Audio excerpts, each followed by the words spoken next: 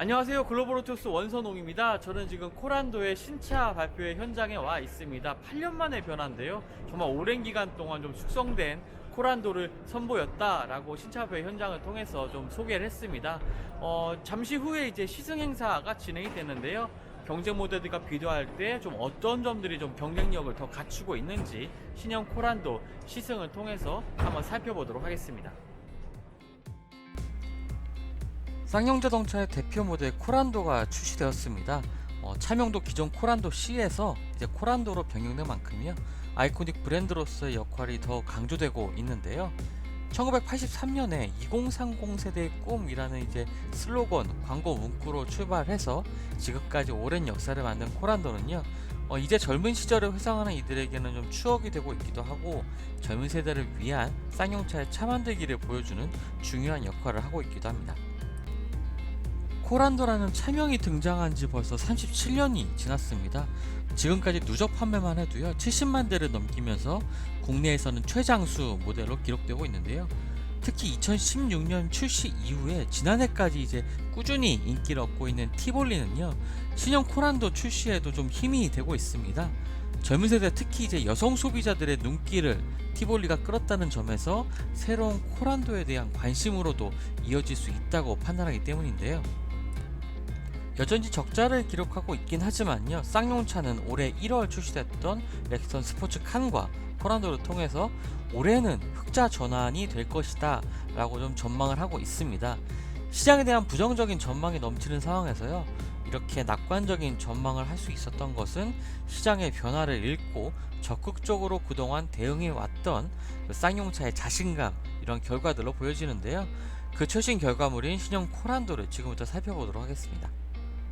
먼저 좀 헤드램프 디자인부터 살펴볼 텐데요. 상당히 좀 전체적으로 이 전면부 디자인 같은 경우에 좀 날카로운 형상으로 좀 바뀌었습니다. 헤드램프 디자인이나 이 라디에이터 그릴까지 일자로 이어지는 이러한 디자인들이 좀 특징으로 되어 있고요. 한 가지 좀 눈에 띄는 부분은 이 헤드램프와 안개등 이 부분들이 모두 이제 LED로 좀 적용이 됐다는 부분입니다. 쌍용차 브랜드에서 선보이고 있는 모델 가운데에서는 거의 이 신형 코란도가 처음이라고 하는데요. 안개등까지 LED가 적용되어 있는 모습이 좀 특징이고요. 안개등 같은 경우에 이 세 개로 좀 분할돼서 가로형, 세로 형태로 좀 분할된 모습을 좀 보여주고 있습니다. 이 부분 또한 다른 G4 렉스턴이나 아니면 티볼리와는 조금 더 다른 모습인데요. 티볼리나 G4 렉스턴 같은 경우는 이제 가로 형태의 좀 넓은 형태로 되어 있고, 이 부분이 지금은 D컷이 좀 더 선명한 형태로 좀 디자인이 되어 있었죠. 하지만 코란도 같은 경우는 세로 형태로 이게 구성이 되어 있어서 좀 다른 모습을 보여주고 있습니다. 측면부 같은 경우에는 조금 더 특징적인 모습을 볼 수가 있는데요. 좀 흰색 차량으로 와서 한번 조금 측면 모습을 살펴보겠습니다. 특히 이제 측면 웨이스트 라인 같은 경우에 G4 렉스턴이나 티볼리나 그 다음에 코란도나 이 세 개의 라인들이 서로 교차하거나 서로 가로지르면서 이렇게 구성이 되어 있는데요. 코란도 같은 경우는 말씀드렸던 것처럼 이 헤드램프에서부터 쭉 이어지는 이 라인이 상당히 옆모습을 만드는 중요한 특징 중에 하나입니다. 좀 더 이 라인을 통해서 좀 더 전진하는 듯한 빠르게 달려나가는 듯한 그런 좀 역동성을 좀 느낄 수 있는 부분이 측면 라인이 되는 것 같고요. 뒤쪽으로 한번 보시죠. 이전에 코란도 C에서 상당히 좀 지적받았던 부분들이 바로 이 뒷모습이었죠. 하지만 새로운 코란도를 보시면요, 이렇게 조금 가운데 이제 크롬 라인이 좀 들어가면서요, 안정감 있는 뒷면 모습을 좀 나타내주고 있고요. 그 다음에 뒷면 연료 주입구까지 이어지는 리어램프죠. 리어램프의 디자인이 아주 특징적으로 보이고 있습니다. 밑으로 지금 방향지 시스템 같은 경우에 지금 밑으로 분리가 되어 있죠. 분리가 되어 있는 방향지 시스템 보실 수가 있고요. 하단에는 버퍼, 그다음에 가드가 위치해 있습니다. 이번에는 이제 코란도의 실내 디자인 한번 살펴보도록 하겠습니다. 지금 조명이 이 차 주변에 많이 있는데요, 차 안이 지금 반짝반짝합니다. 크롬 소재의 플라스틱 소재라든지 실버 색상의 소재들이 좀 많이 적용이 되면서요, 지금 빛을 받아서 실내가 좀 반짝반짝 빛나고 있는데요. 그만큼 기존보다 조금 더 중후한 그러한 모습보다는 상당히 좀 첨단의 이미지를 보여주는 그러한 요소들이 상당히 많이 있습니다. 소재부터 그렇고요. 그리고 좀 세부적으로 살펴보면요, 일단 중요한 그 코란도의 세일즈 포인트 중에 하나라고 할 수 있는 이 디지털 계기판입니다. 10.25인치 풀 디지털 계기판이 지금 설치가 되어 있는데요, 지금 저는 스티어링 휠에 있는 그 디스플레이 전환 버튼을 통해서 다양한 그 정보들을 전환해서 지금 확인을 하고 있습니다. 뭐 기본적인 뭐 트립 정보라든지 뭐 속도계만 단순하게 나오는 것부터 해서요. 그다음에 계기판 같은 경우에 좌우에 이제 모든 그 화면이 이제 디지털로 보여지고 있습니다. 화면 전환도 상당히 깔끔하게 이루어지고 있고요. 특히 이 속도만 나오는 이 화면에서는 그 좌우로 약간 입체감을 줄 수 있는 그러한 디자인 구성으로 좀 되어 있습니다. 제네시스 모델의 그 3D 디지털 계기판이 적용이 됐었죠. 사실 그것과 같은 그 심도, 그러니까 깊이를 조금 보여주는 그러한 디지털 계기판은 아니지만요, 상당히 좀 첨단의 이미지를 보여주고 있는, 세련된 이미지를 보여주고 있는 그러한 변화들인 것 같습니다. 말씀드렸던 이 계기판 디자인의 특징 중에 하나가 바로 이 도어 그리고 글로우박스 상단에 이렇게 보여주고 있습니다. 어떤 부분이냐면요, 바로 도어 측면과 그 다음에 글로우박스 위쪽에 보여지고 있는 이 조명입니다. 시간의 지남에 따라서 이렇게 색깔이 계속 바뀌고 있는데요, 이것들은 뭐 차내 설정을 통해서 변경이 가능하다고 합니다. 이러한 조명들이 부드럽게 서로 색상을 바꾸면서 전환되는 모습이 상당히 좀 이채롭습니다. 센터페시아를 좀 살펴보겠습니다. 센터페시아 같은 경우에는 9인치 모니터가 이제 탑재가 됐죠. 기존의 8.5인치에서 9인치로 좀 크기가 늘어났는데요, 크기 소폭 늘어났지만 일단 그 디스플레이 안에 보여지는 이 인포테인먼트 시스템의 그래픽이 정말 좋아졌습니다. 기존의 그 코란도 C에 적용이 됐던 그러한 인포테인먼트 시스템과는 뭐 비교가 안 될 정도의 아주 깔끔한 디자인이 아주 인상적인 그런 부분인데요, 각 모드를 전환해서 이 화면을 보시면요, 이렇게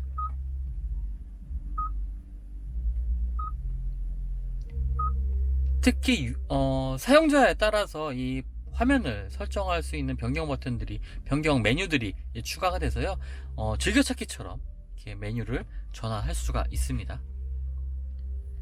안드로이드 오토와 그 다음에 아이폰, 안드로이드 오토와 아이폰, 그 다음에 기본적인 스마트폰 미러링이 다 지원이 돼서요, 편리하게 좀 사용할 수 있고요.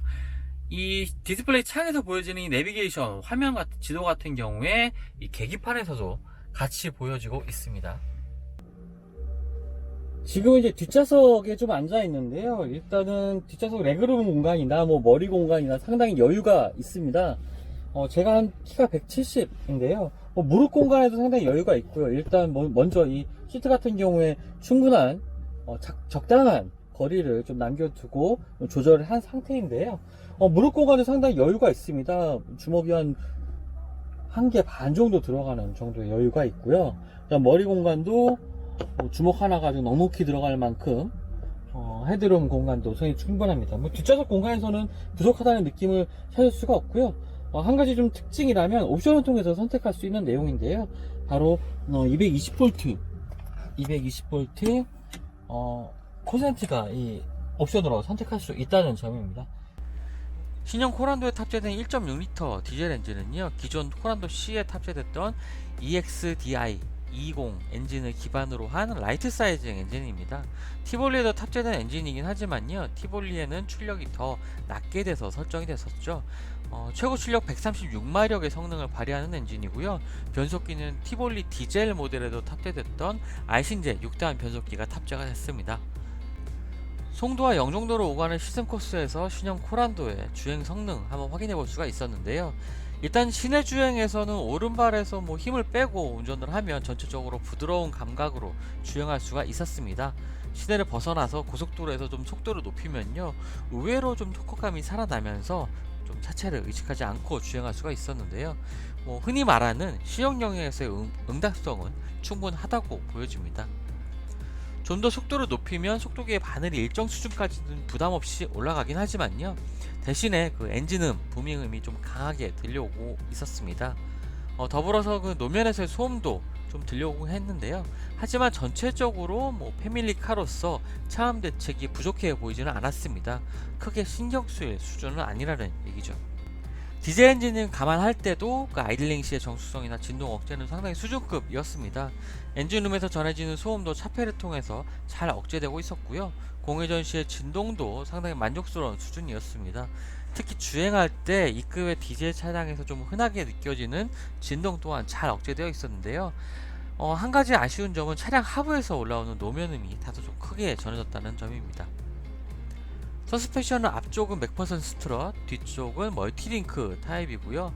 댐핑 스트로크는 좀 긴 편이었습니다. 하지만 노면의 잔 충격은 거의 흡수하면서 주행할 수가 있었는데요. 드라이브 모드는 모두 그 노멀, 스포츠, 윈터 세 가지 모드로 선택할 수가 있었습니다. 기어 노브 하단에 다이얼을 돌려서 선택할 수가 있는데요. 윈터 모드 같은 경우는 이제 다이얼을 길게 돌리고 있으면 전환이 됐습니다. 스포츠 모드 같은 경우에는 좀 더 RPM을 높여서 구동력을 향상시킬 수 있는 주행 모드이긴 하지만요. 노멀 모드와 사실 큰 차이를 느끼기 어려웠던 만큼 뭐 일반적인 주행이라면 그렇게 자주 전환할 일은 없어 보였습니다. 스티어링 휠의 응답성은 여유가 있는 편이었습니다. 시승 차량은 1륜구동 모델이었는데요. 조금 와인딩 로드를 주행할 때는 전고가 다소 높은 이 차의 특성 때문에 원심력이 좀 느껴지기도 했는데요. 전체적으로는 그래도 좀 다루기 쉬운 특성이었습니다. 코란도는 그동안 쌍용이 만들었던 차들과는 좀 전혀 다른 차라는 기분이 좀 들었습니다. 기본적으로 밸런스 측면에서 국내 시장뿐만 아니라 해외 시장에서도 좀 만족할 만한 결과를 얻을 수 있는 그러한 차종인 것 같은데요. 더불어 좀 튀기 위한 억지스러운 뭐 장비라든지 디자인 대신에 실제 주행 성능과 안전성을 강화하는 쪽에 더 많은 비중을 두고 있었습니다. 이제는 그것을 이제 어떻게 해외 시장에 각인시키느냐가 과제인 것 같은데요. 내수 시장에서는 꾸준히 판매가 증가했지만 쌍용차 같은 경우에 해외 판매 실적은 좀 부진한 모습을 보이고 있습니다. 쌍용 코란도는 3월 5일 프레스데이를 시작으로 개최되는 2019년 제네바 모터쇼를 통해서 이제 국내 시장뿐만 아니라 유럽 시장에서도 처음 공개될 예정인데요. 이번 제네바 모터쇼도 좀 취재를 위해서 참석하는 만큼 좀 해외 미디어들의 반응이 기대되고 있습니다. 네, 신차 발표회와 시승회를 통해서 신형 코란도의 모습 한번 간단히 살펴봤는데요. 상당히 여러 가지로 좀 의미가 있는 모델인 것 같습니다. 티볼리 이후에 좀 쌍용차에서 좀 기대할 만한 신차가 나왔다는 점이고요. 그리고 기존의 쌍용차에서 볼 수 없었던 안전장비들이나 편의장비들 그런 것들이 새롭게 채용돼서 상당히 좀 매력적인 차로 좀 탄생을 했다라고 좀 평가할 수 있겠습니다. 좀 더 자세한 내용은요, 본격적인 그 롱텀 시승을 통해서 한번 살펴보도록 하겠습니다. 그럼 지금까지 글로벌 투스 원선홍이었습니다.